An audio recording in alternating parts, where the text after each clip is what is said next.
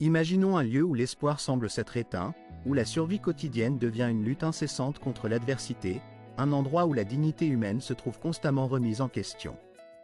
Ce lieu, c'est Dholadhia, un village oublié, un territoire tentaculaire qui s'étire le long de la rivière Padma, considéré comme le plus grand quartier rouge du monde. Ici, vivent et travaillent entre 1000 et 2000 femmes, pendant que chaque jour, plus de 100 000 personnes traversent ce lieu sinistre, dont 3000 hommes qui viennent chercher leur plaisir au cœur d'un espace où la pauvreté, les traditions et les inégalités sociales se heurtent brutalement à la dure réalité quotidienne. Dholadhia n'est pas simplement une zone de prostitution. Elle constitue un miroir déformé des sociétés bangladaises, révélant en filigrane toute la complexité et la crudité de ces problématiques sociales. Beaucoup de ces femmes arrivent ici dans des conditions désespérées, souvent poussées par la nécessité ou la pauvreté extrême. Certaines sont amenées par leur propre famille, pour à peine quelques centaines de takas, espérant peut-être une vie meilleure ou tout simplement survivre. D'autres, victimes de tromperies ou de promesses fallacieuses, se retrouvent piégées dans ce cercle infernal, sans échappatoire. Leur modeste refuge, de simples cabanes métalliques érigées à la hâte, se transforme en véritable four sous la chaleur accablante, rendant chaque jour une épreuve supplémentaire. Ce lieu est dirigé par des femmes qui, un jour, ont été elles aussi prisonnières de cette existence, prisonnières de cette vie qu'elles ont décidé de reprendre en main.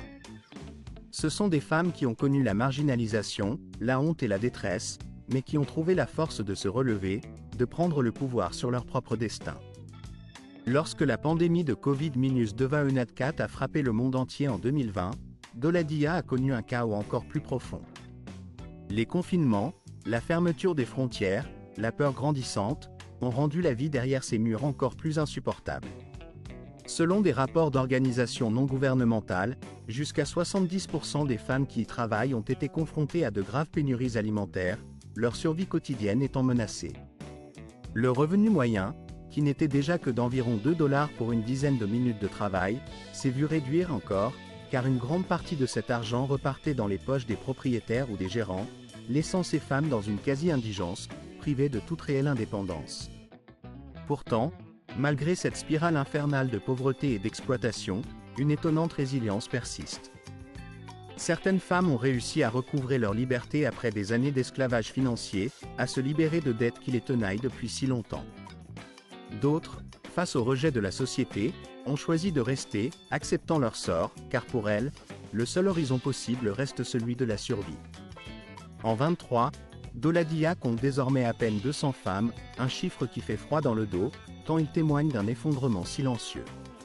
La loi bangladaise stipule que cette profession ne peut être exercée qu'à partir de l'âge de 18 ans, mais dans la pratique, les lacunes juridiques, souvent ignorées ou insuffisamment appliquées, permettent à ces jeunes filles de continuer à y entrer, aggravant davantage leur vulnérabilité.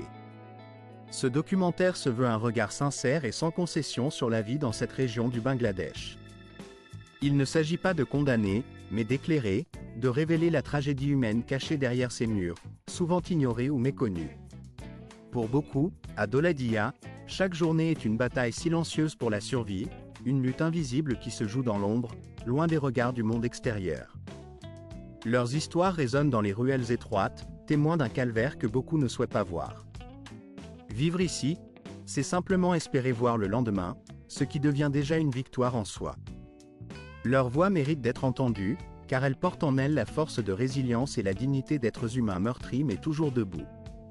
Dans cette réalité, une femme ayant plusieurs maris représente une forme de survie peu commune, une réponse extrême face à un système qui ne leur laisse souvent aucune autre issue. Dans des villages côtiers isolés du Bangladesh, notamment parmi des groupes marginalisés tels que les Bédouins, une tradition l'amour telle que nous l'entendons communément n'est pas toujours la seule réalité qui prévaut dans ces régions du monde où la survie prime sur les sentiments. Au contraire, dans ces sociétés, ce qui pourrait sembler à première vue une liberté dans les relations affectives se révèle souvent être le résultat d'accords pragmatiques, difficiles à concevoir pour ceux qui vivent dans une autre culture. Ces arrangements, souvent dictés par des nécessités économiques impérieuses, prennent une tournure bien différente de l'amour romantique. Ils sont surtout la réponse à une nécessité vitale, une solution pratique face à des conditions de vie extrêmement précaires. Les anthropologues, au fil de leurs études, ont documenté en 2019 que de nombreuses femmes, qu'elles soient veuves ou abandonnées par leur mari, parviennent à survivre grâce au soutien financier de 2 ou même 3 hommes. Ces hommes ne sont pas liés à elles par un mariage officiel ou par des relations légitimées par la société. Leur rôle, plus proche de celui de protecteur ou de fournisseur, consiste à assurer la nourriture, à fournir du sang en cas de besoin médical, et à garantir une certaine sécurité à ces femmes et à leurs enfants. En contrepartie, ces dernières leur offrent une attention, des soins, voire une forme d'affection, mais ces relations ne sont pas motivées par l'amour passionnel ou romantique. Elles sont plutôt dictées par la nécessité économique, par le besoin de survie dans un contexte où la pauvreté sévit à un degré extrême. Il est important de souligner que cette pratique est d'autant plus répandue dans les zones rurales du Bangladesh, où environ 38% de la population vit en dessous du seuil de pauvreté, gagnant moins de 1,90 $ par jour. Dans ces régions, ces formes d'union informelle deviennent vitales pour permettre aux familles de nourrir leurs enfants, d'assurer leur éducation et de gérer les tâches ménagères essentielles. Une mère célibataire, par exemple, peut réussir à subvenir aux besoins de sa famille grâce à l'aide de plusieurs hommes, chacun apportant une contribution limitée mais suffisante pour couvrir une part des dépenses quotidiennes. Ce phénomène, bien qu'important dans la réalité quotidienne de nombreux Bangladais, reste cependant largement dissimulé. La société locale, souvent conservatrice, ne l'aborde pas ouvertement, par crainte du jugement ou de la stigmatisation. Les étrangers, de leur côté, ont souvent du mal à saisir la complexité et la réalité de ces relations clandestines, qu'ils perçoivent généralement à travers le prisme de leur propre culture. Selon une étude menée en 2024, on estime qu'environ 5000 femmes vivent dans ces arrangements sur la côte de Chittagong, mais le nombre réel pourrait être bien supérieur, tant ces pratiques sont dissimulées et peu documentées. Ce qu'il faut également souligner, c'est la différence flagrante avec nos sociétés modernes où l'amour semble parfois se réduire à une simple application ou à un coup de tête passager. Dans ces sociétés occidentales, où les relations sentimentales ont souvent perdu leur profondeur, les choix de vie sont parfois dictés par des considérations purement égoïstes ou immédiates. Dans des maisons modestes, aux toits en tôle, dépourvues d'électricité, où l'on ne partage qu'un seul repas par jour, ces décisions ne choquent plus autant qu'elles pourraient le faire ailleurs. La douleur qu'elles provoquent, si elle existe, est souvent intérieure, invisible aux yeux de tous, comme une blessure profonde du cœur que l'on tente de cacher. Si vous ressentez de la compassion pour ces femmes et croyez en un avenir où leurs conditions pourraient s'améliorer, il vous est permis de laisser un commentaire sous cette vidéo. Tout cela s'inscrit dans un contexte de densité de population incroyable, qui façonne chaque aspect de la vie quotidienne. Le Bangladesh se distingue comme l'un des pays les plus densément peuplés du monde, avec environ 175 millions d'habitants concentrés sur un territoire d'un peu plus de 92 000 km². La capitale, Dhaka, avec ses 23 millions d'habitants, occupe la 9e place parmi les villes les plus peuplées de la planète. La densité y atteint 1482 000 personnes par km², un chiffre vertigineux comparé à celui de New York, qui compte environ 29 000 personnes par km², ou du Mexique, avec environ 15 000 habitants par km². Dans certains bidonvilles, cette surpopulation peut être encore plus écrasante, avec plusieurs familles de 5 ou 6 membres partageant une pour apaiser la pression croissante qui pèse sur ces infrastructures. Le gouvernement du Bangladesh, en étroite collaboration avec les autorités locales, a entrepris une vaste opération de modernisation et d'expansion de ces réseaux de transport. Il s'agit notamment d'étendre le réseau de métro aérien, de rénover les principales voies de circulation et de bâtir de nouvelles villes satellites destinées à désengorger les zones urbaines déjà saturées. Pourtant, malgré ces efforts, la croissance annuelle de la population, qui tourne autour d'1%, continue de générer des défis considérables, notamment en ce qui concerne le manque d'espace, l'encombrement chronique des routes et la pollution persistante, qui requièrent des réponses à la fois durables et innovantes. Se déplacer en train au Bangladesh s'apparente souvent à une véritable épreuve de survie. Avec une population qui dépasse désormais 170 millions de personnes, le système ferroviaire du pays fonctionne constamment à ses limites, surtout lors des périodes de forte affluence telles que les fêtes nationales ou les célébrations religieuses comme l'Eid ul-Fitra. Prenons l'exemple de la ligne courte reliant la capitale Dhaka au district de Gandens, qui dessert principalement des passagers quotidiens. Sur cette ligne, une dizaine de trains seulement circulent dans chaque direction, chaque train se composant de 6 ou 7 wagons à peine. Pourtant, ces trains transportent jusqu'à 10 000 passagers par jour, munis de billets ou non, la majorité voyageant sans ticket, ce qui augmente encore le nombre réel de voyageurs. Les départs de ces trains s'effectuent dans des conditions souvent inimaginables. Lorsque tous les wagons sont pleins, des centaines de personnes se hissent sur les toits, risquant leur vie dans un acte de courage ou de désespoir. Se procurer une place à l'intérieur des wagons constitue une victoire rare, surtout lors des jours de forte affluence où l'achat d'un ticket pour le train de seconde classe, qui pourrait sembler confortable, reste une option coûteuse ou inaccessible pour beaucoup. La réalité, c'est que même en classe supérieure, les passagers se retrouvent souvent serrés, presque collés les uns aux autres, avec peu d'espace pour bouger ou même simplement pour respirer. Nombreux sont ceux qui refusent de manger durant le trajet, car leur envie d'aller aux toilettes se transforme en une véritable épreuve, les installations sanitaires étant en mauvais état et débordant fréquemment. Dans ces conditions, il n'est pas rare que les vêtements soient tachés ou sales, rendant le voyage encore plus pénible. Il est difficile de croire à de telles conditions, mais cette routine quotidienne est celle de millions de Bangladais qui doivent voyager dans ces trains bondés, sur des rails vieux de plus d'un siècle, qui n'ont pratiquement pas été modernisés depuis leur installation.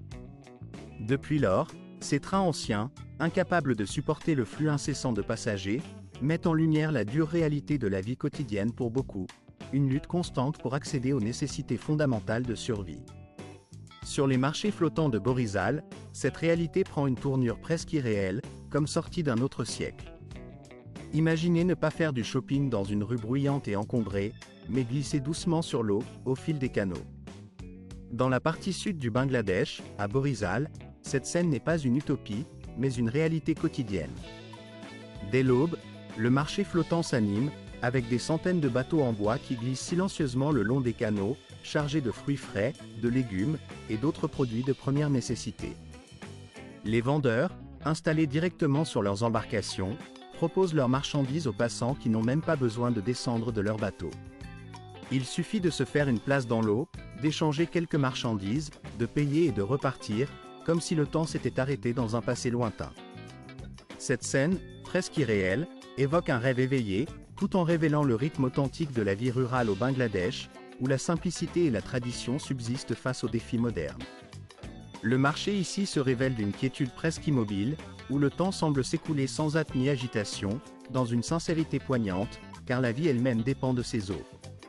La modestie du marché flottant de Borizal, si différent de ceux que l'on trouve en Thaïlande, ne se distingue pas par l'ampleur ou la splendeur, mais par une authenticité si profonde qu'elle en devient impossible à oublier. Lorsque le soleil se lève derrière la silhouette des cocotiers, il ne s'agit pas simplement d'un moment consacré au commerce ou à l'échange de biens, mais d'un précieux glissement à travers le temps. Un voyage touchant un mode de vie qui semblait avoir disparu depuis des décennies, rongé par une pollution environnementale alarmante dans ce pays qu'est le Bangladesh. Ce pays fait face à une crise écologique d'une ampleur considérable. La qualité de l'air, de l'eau et de la terre est gravement menacée, comme si l'environnement tout entier était en lutte contre une dégradation irréversible. En l'an 2024, le Bangladesh s'est hissé au rang de deuxième pays au monde en termes de pollution atmosphérique, une position qui témoigne de la gravité de la situation. La capitale, Dhaka, occupe désormais la troisième place parmi les villes les plus polluées de la planète, avec une concentration moyenne de particules fines PM2, pas atteignant 78 microgrammes par mètre cube, soit près de 8 fois le seuil de sécurité reconnu par les organismes de santé. Les principales sources de cette pollution sont les gaz d'échappement des véhicules, les anciennes usines de briques, les industries diverses, ainsi que l'incinération des déchets et l'usage intensif du charbon dans la vie quotidienne. Ces activités libèrent dans l'atmosphère une multitude de particules fines et de composés sulfurés, qui non seulement dégradent la qualité de l'air, mais contribuent également à une mortalité prématurée pouvant atteindre 55% parmi la population. Chaque année, cette pollution engendre plus de 2,5 milliards d'années de vie ajustées pour invalidité, une chiffre qui témoigne de l'impact dévastateur de cette crise sanitaire. Mais le problème ne se limite pas à l'air. Les eaux douces du Bangladesh souffrent elles aussi de la pollution, et leur état se détériore à un rythme inquiétant. Les grands fleuves, tels que la Buriganga, la Shitalakshya ou la Meghna, sont lourdement contaminés par les rejets industriels, les déchets domestiques non traités ou encore les plastiques qui flottent à leur surface. La qualité de l'eau se dégrade dangereusement, rendant leur usage de plus en plus risqué. L'industrie textile, en particulier, est responsable de plus de 217 millions de mètres cubes d'eau usée rejetée chaque année, contenant souvent des métaux lourds tels que le chrome, le cadmium, le mercure ou l'arsenic. La conséquence directe de cette contamination est que plus de 13% des échantillons d'eau potable dépassent les limites réglementaires, ce qui augmente considérablement le risque de cancer, de maladies chroniques et d'autres affections graves. Par ailleurs, la montée du niveau de la mer, combinée aux effets du changement climatique et aux tempêtes littorales, transforme l'eau douce en eau saumâtre, privant ainsi les habitants locaux d'une ressource vitale tout en favorisant l'émergence de maladies rénales et autres affections liées à la consommation d'eau contaminée. La croissance rapide du secteur charbonnier dans le pays s'accompagne d'un accroissement significatif des émissions de dioxyde de carbone et d'autres gaz à effet de serre. En l'année 2023, la production de charbon s'élevait à environ 60 millions de tonnes, contribuant à une pollution atmosphérique qui s'intensifie chaque jour, tout en accentuant l'effet de serre. La crise du plastique, quant à elle, a donné naissance à une économie souterraine où des milliers d'enfants et de personnes pauvres fouillent dans des décharges toxiques, risquant leur vie face à la présence de substances cancérigènes et de particules nocives. Ces activités clandestines, souvent menées pour survivre, participent à l'accroissement de la pollution et à la dégradation de l'environnement. Chaque année, cette détérioration écologique coûte la vie à environ 272 000 personnes avant l'âge et provoque des pertes économiques équivalentes à près de 17,6% du produit intérieur brut du pays. La pollution de l'air, en particulier, engendre à elle seule. Plus les preuves accumulées démontrent que la pollution qui sévit au Bangladesh ne peut en aucun cas être considérée comme un problème proprement local ou régional. En réalité, il s'agit d'un défi d'envergure mondiale, dont la complexité réside dans la nécessité d'une collaboration entre plusieurs secteurs et acteurs afin de mettre en œuvre des solutions réellement efficaces.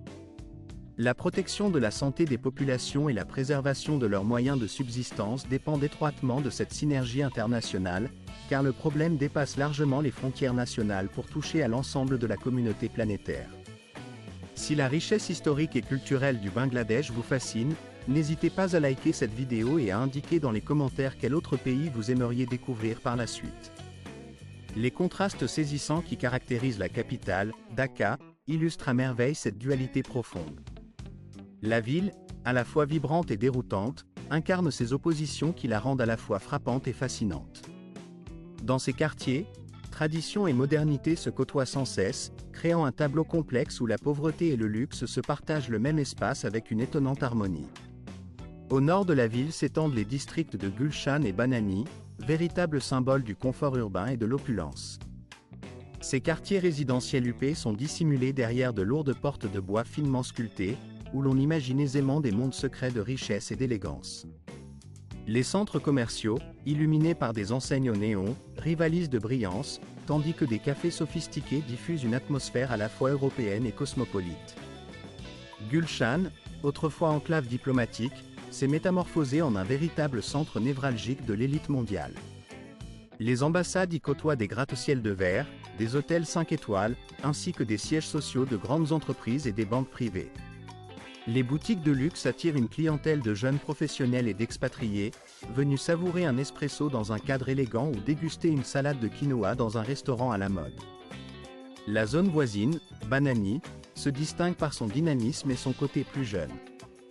Ici, les boutiques de créateurs, les bars en rooftop, les galeries d'art contemporain, ainsi que les restaurants proposant une cuisine fusion moderne créent une atmosphère vibrante, presque inspirée par Singapour ou Dubaï. La rue Bani, artère principale de ce quartier, est particulièrement animée. Ses bars à sushi, ses restaurants américains, ses buffets coréens ou ses salons élégants en font un lieu de rencontres et de plaisirs urbains, où le luxe se conjugue avec l'effervescence quotidienne. Ces deux secteurs, pourtant si contrastés, ont su devenir de véritables oasis modernes, où l'infrastructure impressionnante et le paysage urbain reflètent cette ambition de prestige.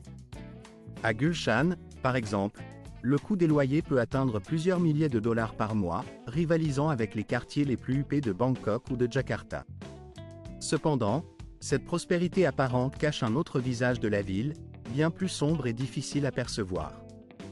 Juste à quelques minutes à peine des villas somptueuses et des montagnes étincelantes de verre, la réalité des quartiers populaires de Dhaka change radicalement.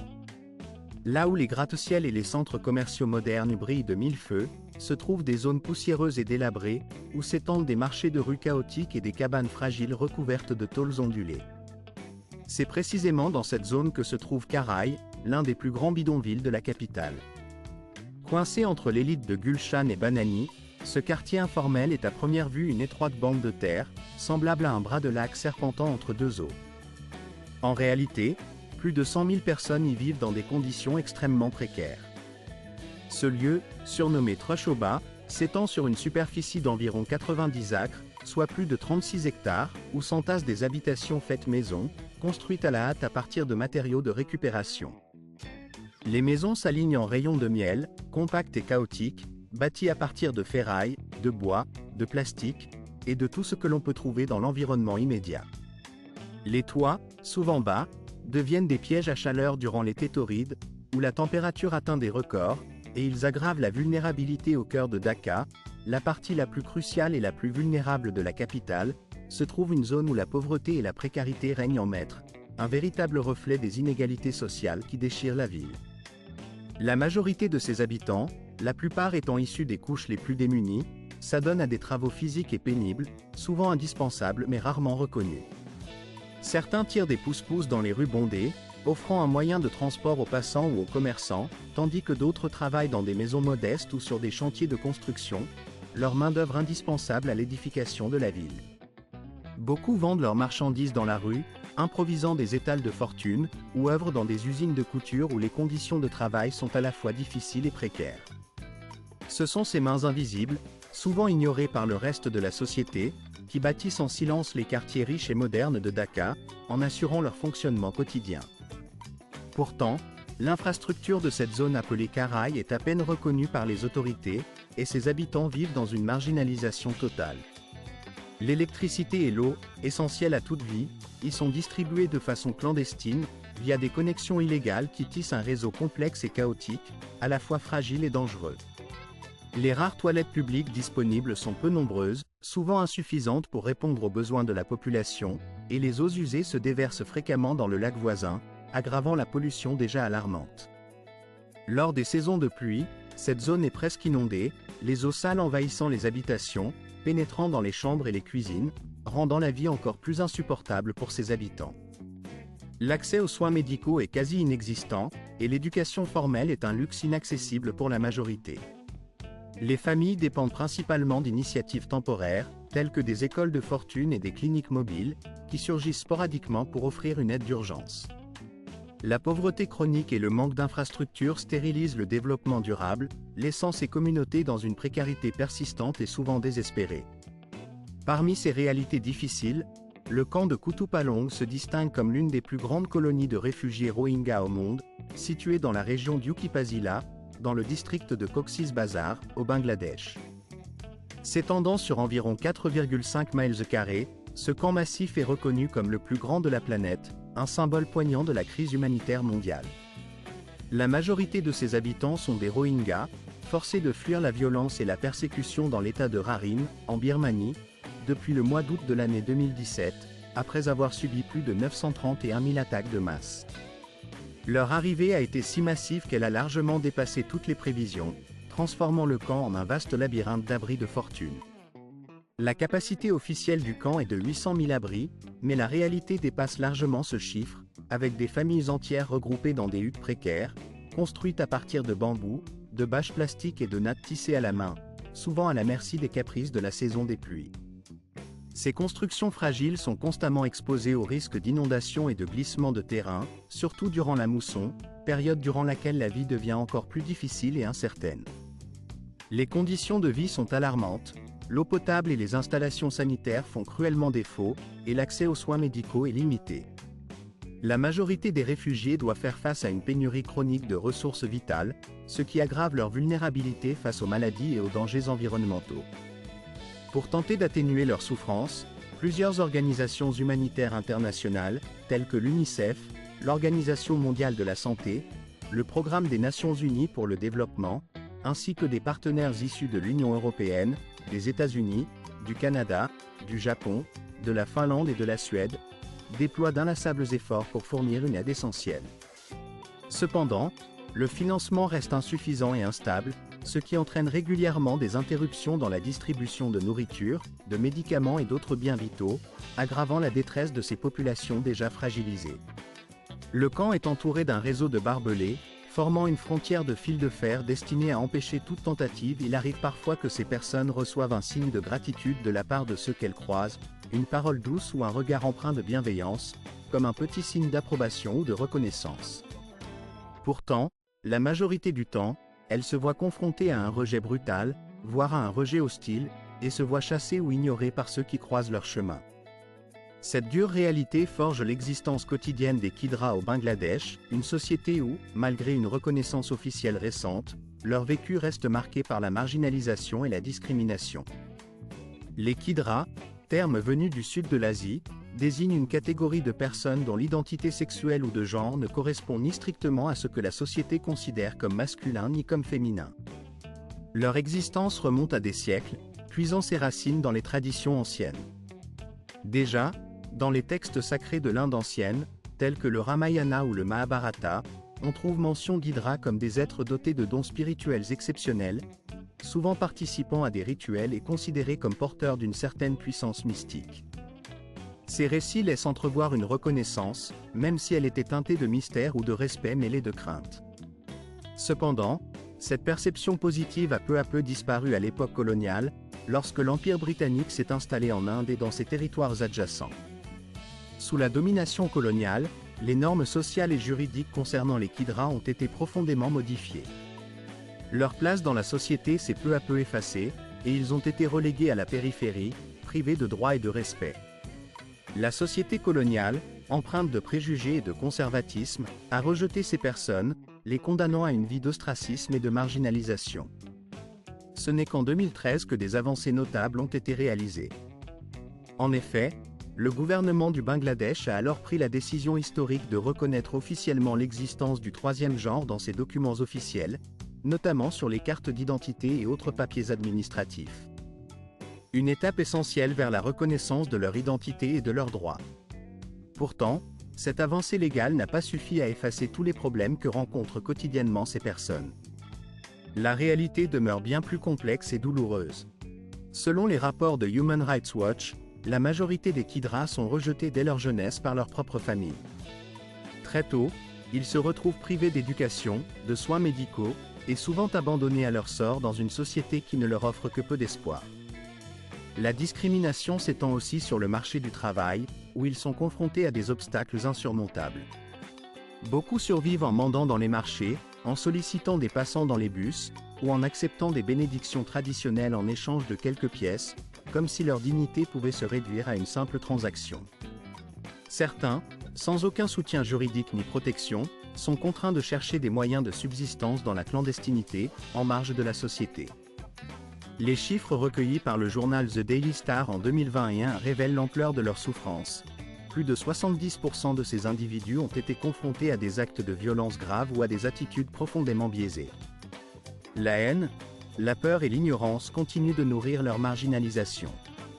Pourtant, malgré cette atmosphère lourde, il existe de l'espoir et des initiatives pour changer leur destin.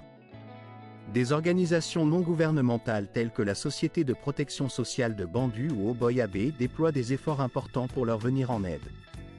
Ces associations leur offrent des soins médicaux adaptés, un soutien psychologique de base, ainsi que des formations professionnelles et éducatives.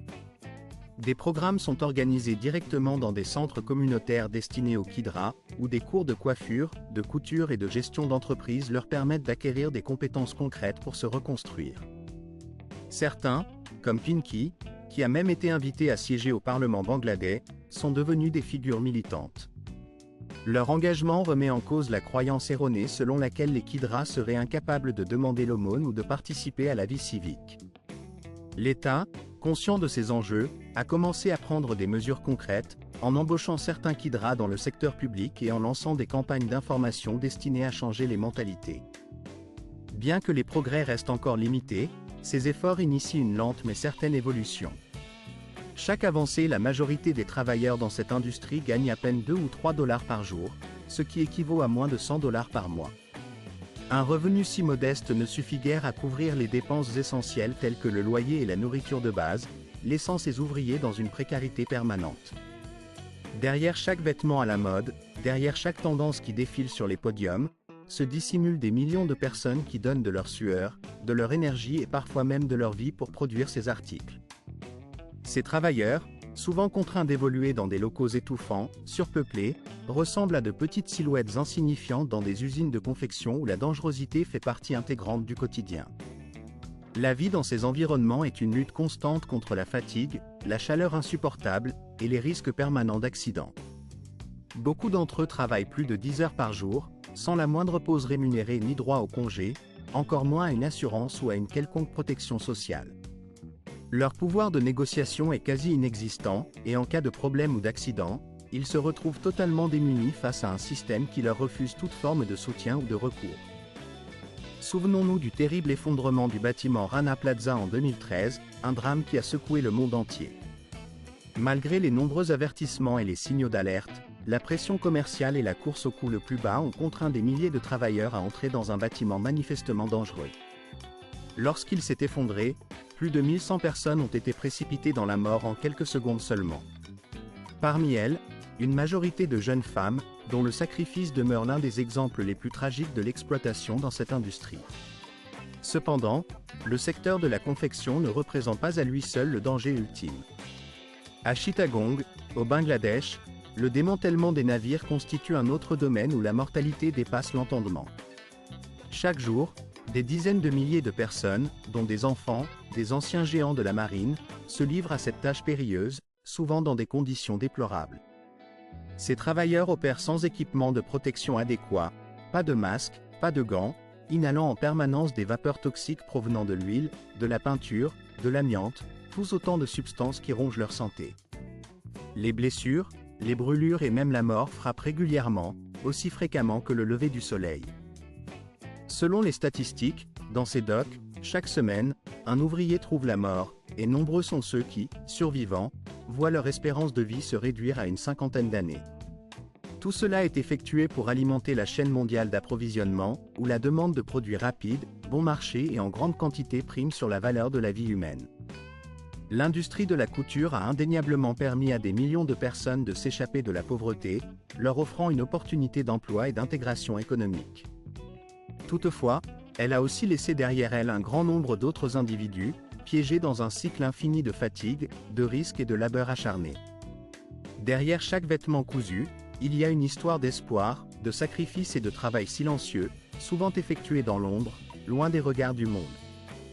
La consommation mondiale, qui fait tourner cette roue, repose sur ces efforts invisibles mais essentiels. Le Bangladesh, deuxième plus grand pays exportateur de vêtements au monde après la Chine, incarne cette réalité complexe. Situé dans la baie du Bengale, ce petit État a su se transformer en une véritable puissance mondiale de la mode, où l'industrie textile constitue le pilier de son économie. Plus de 4,5 millions de personnes, dont la majorité sont des femmes, travaillent dans ce secteur, cousant des vêtements destinés à orner les garde-robes de tous les continents. Les recettes d'exportation liées à cette industrie représentent plus de 80% des revenus du pays, témoignant de son importance cruciale. En 2023, le Bangladesh a exporté pour environ 38 milliards de dollars de vêtements, ce qui lui confère une part de marché mondial d'environ 7,4%. Au cours des 7 premiers mois de l'année financière 2024, cette valeur a déjà atteint 26,8 milliards de dollars, enregistrant une augmentation de plus de 10% par rapport à la même période l'année précédente. Des zones industrielles de Dhaka, en passant par les ateliers de Ghazipur, le Bangladesh a certaines enseignes de distribution, qu'elles soient de grande envergure ou de moindre taille, s'appuient entièrement sur la chaîne d'approvisionnement du Bangladesh, un pays dont la réputation dans l'industrie de la mode n'est plus à faire. Il est fort probable que, si l'on ouvre la porte de notre garde-robe, l'un des vêtements que l'on y trouve ait été confectionné dans cette nation. Cependant, derrière ce succès apparent se cache une réalité bien plus complexe, marquée par des coûts humains et sociaux que peu de consommateurs connaissent. La main-d'œuvre bon marché, associée à un système de production d'une flexibilité remarquable, a permis au Bangladesh de se transformer en une véritable usine à vêtements pour le monde entier. Pourtant, cette croissance fulgurante ne va pas sans conséquences lourdes. Les conditions dans les usines sont souvent difficiles, parfois même dangereuses, et les salaires versés aux ouvriers ne suffisent pas à couvrir leurs besoins essentiels. Des drames terribles, comme celui de Rana Plaza en 2013, restent gravés dans la mémoire collective, rappelant à quel point la recherche de profit peut précipiter des tragédies humaines. La situation est encore aggravée par des restrictions imposées aux activités syndicales et par la faiblesse des droits du travail, qui empêchent souvent les travailleurs de se faire entendre ou de défendre leurs intérêts. Alors que le monde entier semble fasciné par la mode à prix abordable, il est important de se rappeler que ce prix est en réalité payé par des millions de personnes au Bangladesh. Chaque chiffre relatif aux exportations de vêtements témoigne de la capacité de ce petit pays à tenter de trouver un équilibre précaire entre une croissance économique rapide et la nécessité impérative de protéger son peuple. Mais cette région ne se limite pas à ses industries textiles. Elle abrite également l'un des plus grands écosystèmes de mangroves au monde, un patrimoine naturel d'une importance vitale pour la survie du Bangladesh. Qu'est-ce qu'une mangrove, précisément ? Il s'agit d'une forêt marécageuse qui se développe dans un milieu d'eau salée, souvent située à la jonction entre la terre et la mer, formant un véritable bouclier contre les inondations et l'érosion. Le site des Sundarbans, qui constitue la plus vaste forêt de mangroves de la planète, incarne cette particularité. Classée au patrimoine mondial de l'humanité par l'UNESCO en 1997, cette région s'étend sur une superficie de plus de 10 000 km², dont environ 60% se trouvent sur le territoire du Bangladesh. Elle est considérée comme un véritable miracle écologique, un écosystème unique, sans équivalent dans le monde entier. Traversée par d'innombrables canaux d'eau, cette zone est composée de minuscules îles où poussent des arbres de mangrove, tels que le Sundari, le Giona ou encore le Geva, qui s'enracinent dans des sols salés et feuillus. Ces arbres jouent un rôle crucial en formant un rempart naturel, protégeant la côte contre les marées, les inondations et les effets du changement climatique. Les Sundarbans ne constituent pas seulement un refuge pour la biodiversité, ils abritent aussi la dernière grande population de tigres du Bengale à l'état sauvage. Selon une évaluation du département forestier du Bangladesh en 2023, on y dénombrait environ 114 de ces félins majestueux, qui glissent silencieusement à travers les marais et les canaux, chassant en toute discrétion. Ces prédateurs incarnent la puissance sauvage de cet écosystème, tout en étant un symbole précieux de conservation. Mais les Sundarbans ne se limitent pas aux grands félins. Ce site exceptionnel est également un habitat pour plus de 300 espèces d'oiseaux, 2 espèces de mammifères, 35 variétés de reptiles, ainsi que de nombreux poissons, crustacés et mollusques.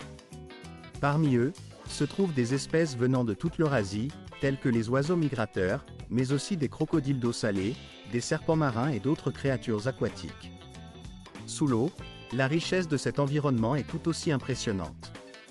Le plancton et une multitude d'organismes aquatiques forment la base de la pêche, de l'élevage de crevettes, ainsi que de la collecte de miel, qui constitue pour des millions de personnes une source essentielle de subsistance. La relation entre l'homme et cette forêt est profondément symbiotique. De nombreux villages environnants vivent en totale harmonie avec cet environnement naturel, dépendant entièrement des ressources qu'il offre. Pêcheurs, cueilleurs de miel, forestiers et gares pour eux, se rendre en forêt n'est pas simplement une activité professionnelle, mais une aventure quotidienne, un véritable défi mêlé de dangers constants. Leur passe-aventure dans un environnement où la menace des tigres rôdant dans l'ombre ou celle des marées soudaines, imprévisibles et souvent violentes, demeure toujours présente, prête à surgir à tout moment. Pourtant, aujourd'hui, les Sundarbans, ce vaste et mystérieux territoire de mangroves, sont confrontés à des menaces qui ne cessent de s'intensifier, pesant lourdement sur cet écosystème fragile. La montée du niveau de la mer, alimentée par les effets du changement climatique mondial, pousse chaque année davantage d'eau salée à pénétrer plus profondément dans la forêt, envahissant des zones autrefois protégées. Cette intrusion de la mer salée compromet la survie de nombreuses plantes indigènes, dont certaines jouent un rôle crucial dans la stabilité de l'ensemble de la forêt et dans le maintien de la biodiversité locale. Par ailleurs, l'impact dévastateur de cyclones puissants, tels que Sidr en 2007, Eila en 2009 et Amphan en 2020, a laissé des cicatrices durables sur cette région côtière. Ces tempêtes ont rasé des villages entiers, détruit des habitations, emporté des vies humaines, et laissé des centaines de milliers de personnes sans abri ni refuge. La dégradation de l'environnement ne se limite pas à ces phénomènes climatiques extrêmes.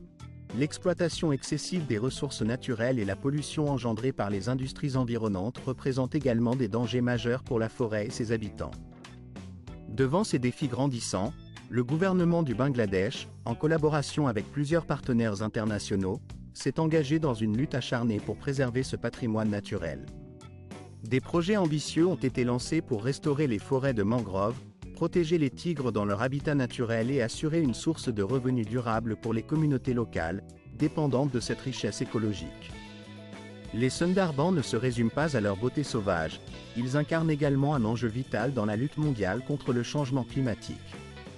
Ils représentent un rempart naturel contre l'érosion côtière, un puits de carbone essentiel à la régulation climatique, et un symbole de résilience face aux tempêtes de notre époque.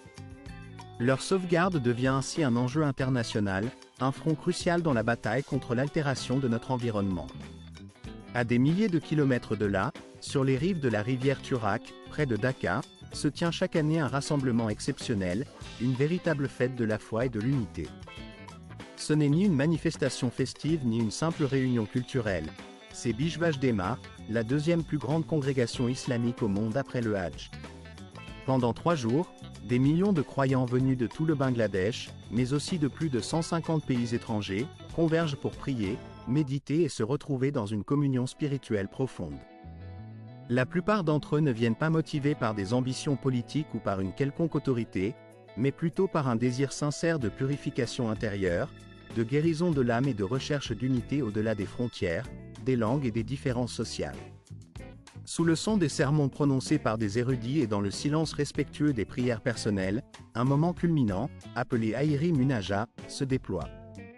À cet instant précis, des millions de mains s'élèvent simultanément vers le ciel, dans un mouvement collectif d'espoir, de foi et de confiance. C'est comme si toutes les barrières se dissolvaient, laissant place à une expérience où seule demeure cette foi profonde, unificatrice et transcendante. L'atmosphère tout au long de cet événement est empreinte à la fois de crainte respectueuse et de compassion sincère. Derrière cette manifestation se cache une organisation méticuleuse, menée par des milliers de bénévoles dévoués, qui œuvrent dans l'ombre pour préparer la nourriture, assurer un hébergement gratuit aux pèlerins, et maintenir un ordre parfait dans un flot incessant de croyants. Tout cela se déroule dans un calme étonnant, même dans un pays en développement où les défis quotidiens sont nombreux et pressants. Bishwa Iktema dépasse le simple cadre d'un festival religieux. Il représente un rappel puissant que, même dans une période de tumulte et de bruit incessant, il existe encore des lieux où l'on peut s'arrêter, faire silence, se rassembler et rechercher une lumière spirituelle.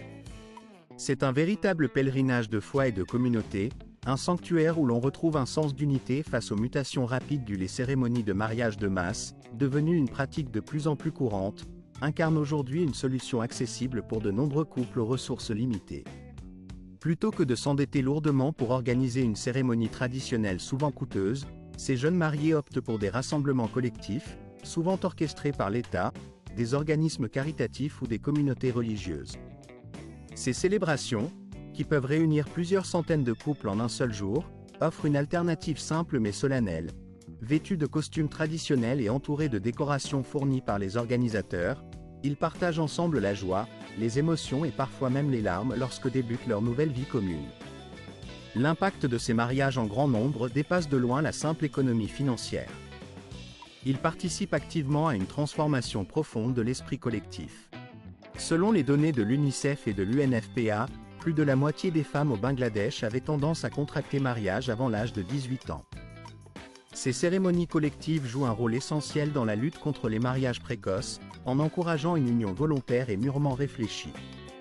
La présence de toute la communauté lors de ces événements n'est pas simplement symbolique, elle constitue une bénédiction collective, un soutien sincère et un message clair selon lequel l'engagement doit être mûrement choisi, dans un esprit de solidarité et de respect mutuel. Pour beaucoup, ces rassemblements ne se résument pas à une simple formalité administrative ou religieuse, mais deviennent une véritable célébration de l'unité, où compassion, égalité et entraide posent les fondements d'un mariage moderne et porteur d'espoir. Par ailleurs, la portée symbolique et éducative de ces mariages de masse contribue à changer la conscience sociale. Ils instaurent une nouvelle vision du mariage, moins basée sur des pressions sociales ou des traditions rigides, et davantage sur la volonté, la maturité et le respect mutuel. Leur influence s'étend ainsi à une réflexion plus large sur le rôle des femmes, sur la nécessité de leur donner un choix véritable, et sur la possibilité d'un changement social durable. Ces rassemblements massifs participent à faire évoluer les mentalités, tout en renforçant le tissu communautaire dans son ensemble. Dans un autre registre, ces histoires de vie touchent le cœur et témoignent d'une humanité profonde. Parmi elles, Celle d'Abul Barandar, connu comme « l'homme-arbre » du Bangladesh, évoque la force et la résilience de l'esprit humain face à la maladie. Atteint d'une rare maladie génétique appelée épidermodysplasie véruciforme, Abul voit sa peau recouverte d'excroissances semblables à des racines d'arbres, qui envahissent ses bras, ses jambes et même son visage. Ces excroissances, semblables à des écorces ou à du bois pourri, donnent l'apparence d'un arbre vivant, rendant sa vie quotidienne extrêmement difficile. Ses mains, jadis capables d'attention et de douceur, ressemblaient à du bois insensible, si lourd qu'il lui était impossible d'embrasser ou de serrer dans ses bras son propre enfant. Pendant plus d'une décennie, Abul a enduré une douleur physique constante, accompagnée d'un profond tourment mental, nourri par l'espoir qu'un jour, sa vie pourrait changer. En Deviotisasi Sestnatkat, cet espoir s'est transformé en réalité. Grâce à l'intervention de spécialistes du secteur médical à Dhaka, il a subi une série de 16 opérations chirurgicales destinées à enlever près de 5 kg de pouces pathologiques. Ce fut un moment inoubliable. Pour la première fois depuis de nombreuses années, Abul a pu bouger ses mains, et surtout, serrer la main de sa fille, un geste qui lui semblait alors inimaginable. Bien que la maladie ne soit pas totalement guérissable et que le risque de rechute demeure, cette étape a ravivé en lui une nouvelle foi en la vie, en la médecine et en la persévérance. L'histoire d'Abul Barandar dépasse largement le cadre médical. Elle devient une véritable leçon d'espoir, illustrant la force de la volonté humaine, la puissance de la détermination et la capacité de croire en un avenir meilleur, même dans les circonstances les plus désespérées. Son combat a touché le cœur de millions de personnes, rappelant à chacun que la dignité, la compassion et la résilience sont des valeurs universelles. En devenant un symbole de courage face à l'adversité, l'homme-arbre du Bangladesh incarne la lutte contre la souffrance, mais aussi la possibilité de renaissance et de dépassement personnel. Les avis des visiteurs et des habitants sont précieux pour comprendre la réalité de ces initiatives étonnantes et des pratiques touristiques du Bangladesh. Dans un pays où les inondations frappent régulièrement les zones rurales situées en basse altitude, la persistance de ces catastrophes naturelles a profondément bouleversé la vie quotidienne de milliers d'enfants. Lorsqu'arrive la saison des eaux, les écoles traditionnelles se trouvent souvent submergées, rendant impossible la poursuite des cours pour ceux qui, avant même l'arrivée des crues, étaient déjà confrontés à la pauvreté et à l'isolement. Cependant, face à cette adversité, les communautés locales ont su faire preuve d'une créativité remarquable. Plutôt que d'abandonner l'éducation, elles ont imaginé et mis en œuvre une solution ingénieuse, déplacer les écoles sur l'eau, pour continuer à dispenser un savoir essentiel. Ce projet a été concrétisé par une organisation appelée Svanirvasta, dont les membres ont transformé de simples bateaux en véritables classes flottantes. Ces embarcations ont été aménagées avec soin, équipées de bureaux, de tableaux noirs, de manuels scolaires, et même de panneaux solaires pour alimenter l'éclairage et les appareils techniques. Chaque année, plus de 2000 jeunes étudiants traversent ces territoires inondés à bord de ces écoles sur l'eau, défiant la nature pour poursuivre leur apprentissage. Certains de ces bateaux ne servent pas seulement d'école, ils abritent aussi des bibliothèques mobiles ou des points de médecine itinérants, apportant une aide précieuse à leur communauté tout entière. Dans un contexte où la menace constante des catastrophes naturelles et la pauvreté empêchent nombre d'enfants d'accéder à l'éducation, ces écoles flottantes incarnent un véritable symbole d'espoir et de résilience. Il ne s'agit pas d'une solution temporaire ou d'un simple palliatif, mais d'une déclaration forte du désir inextinguible de connaissance, de la capacité d'adaptation face aux défis du changement climatique, et de la conviction profonde que l'éducation doit continuer, quoi qu'il arrive. Même si la Terre devait un jour disparaître sous les eaux, ses leçons, ses savoirs, perdureraient, portés par ces navires d'espoir. Chacun de ces bateaux, emportant de jeunes étudiants, représente un vaisseau vers un avenir meilleur, un symbole de détermination et de foi en la lumière du savoir. Sur un plan plus commercial, une autre réalité du Bangladesh révèle un système de tarification qui peut surprendre. Il arrive que le prix d'entrée pour les touristes étrangers soit 5 fois supérieur à celui que paient les locaux. Imaginez votre réaction si vous découvriez qu'en visitant un site touristique, un Bangladais doit débourser seulement 50 000 roupies, alors que pour un étranger, le même billet coûte 500 000. Ce type de différenciation tarifaire est courant dans le pays, et ce dans de nombreux lieux d'intérêt. Que ce soit dans la forêt de mangrove des Sundarbans, au Fort Labak, au Musée national de Dhaka, ou dans des sites historiques tels que Mahastangar ou Paharpura, il existe systématiquement 2 colonnes de prix, l'une pour les résidents locaux, l'autre pour les visiteurs étrangers. Les touristes doivent souvent payer de 5 à 10 fois plus cher que les habitants pour accéder à ces sites. Les autorités expliquent que cette politique vise à soutenir le développement du secteur touristique, encore en pleine croissance et nettement en retard par rapport à ses voisins comme la Thaïlande, le Népal ou l'Inde. Avec un flux annuel d'environ 300 000 à 400 000 touristes étrangers, le Bangladesh reste peu connu sur la scène mondiale, et ses revenus issus du tourisme sont modestes.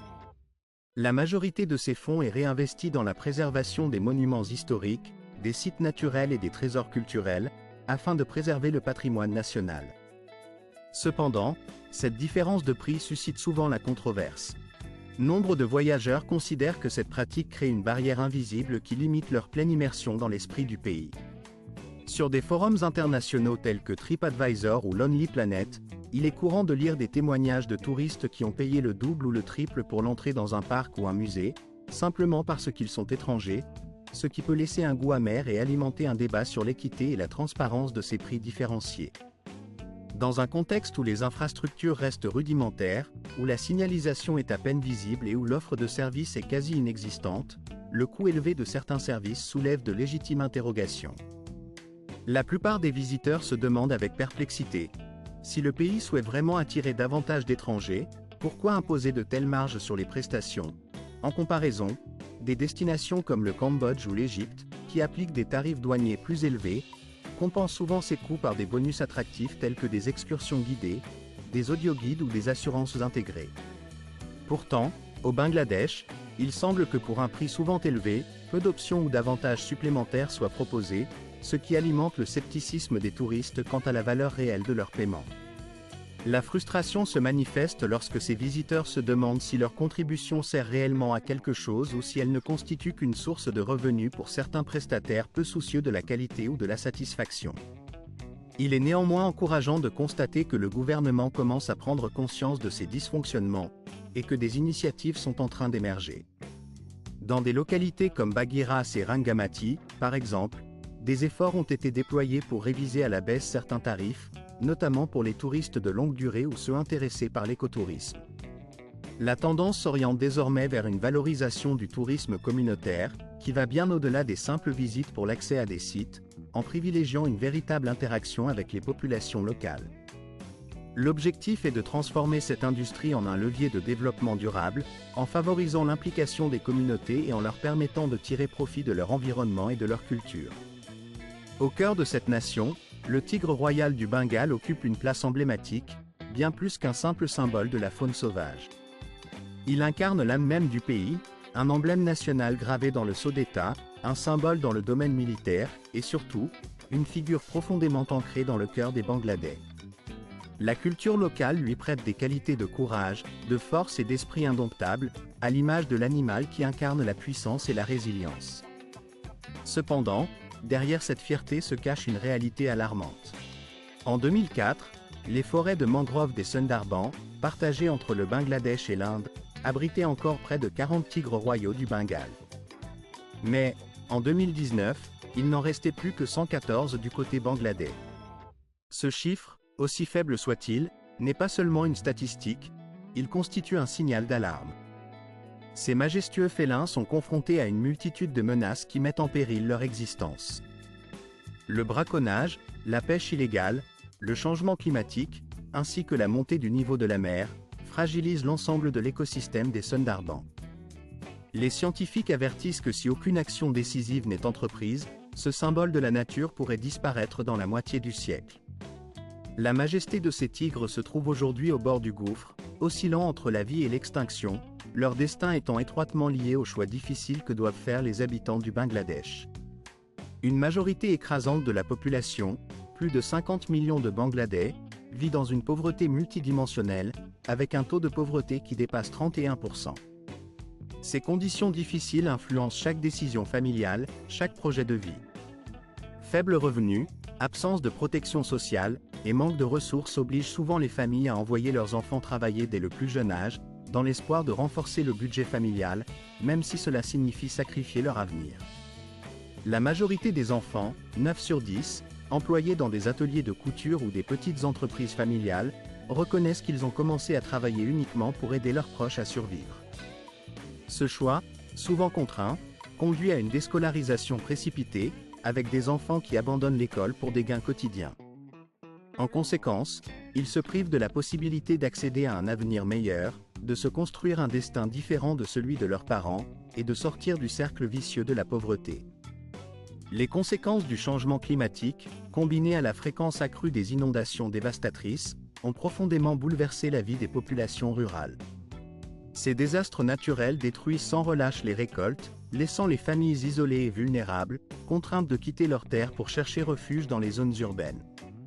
Là-bas, dans un environnement souvent peu accueillant, elles se lancent dans des activités précaires, telles que le travail dans des usines ou le secteur informel, notamment dans la transformation textile ou la gestion de déchets.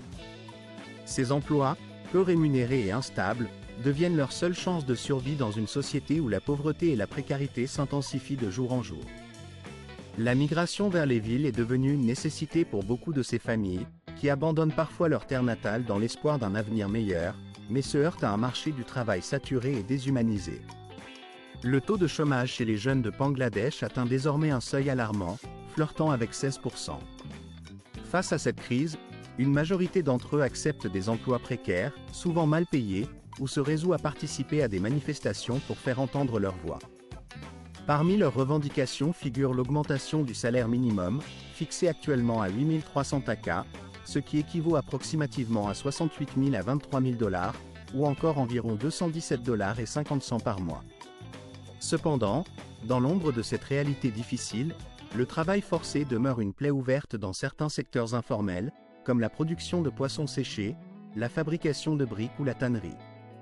La faiblesse des lois du travail, combinée à des sanctions symboliques, permet à ces pratiques de perdurer, alimentant un cycle d'exploitation et de misère. Dans ce contexte de pauvreté persistante et d'instabilité économique chronique, les Bangladais sont confrontés à des choix déchirants, où chaque décision peut signifier la différence entre la survie et la précarité.